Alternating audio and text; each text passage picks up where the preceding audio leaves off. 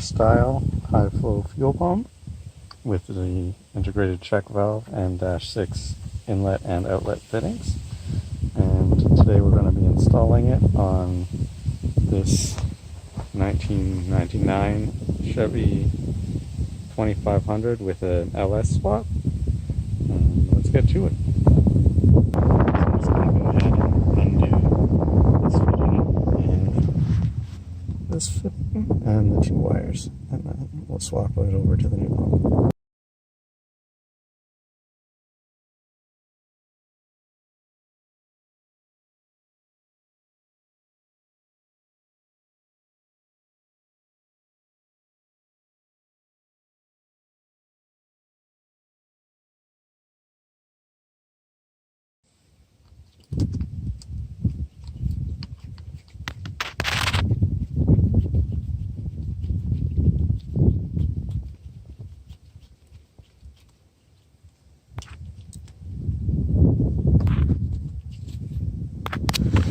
There we go.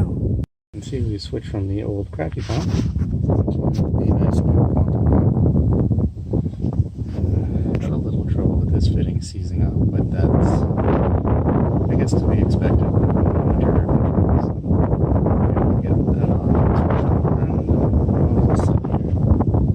And I just got to swap over to the correct size for the nice new. See, we swapped over both the terminals here and there, and I'm gonna slip them onto the pump, tighten them up.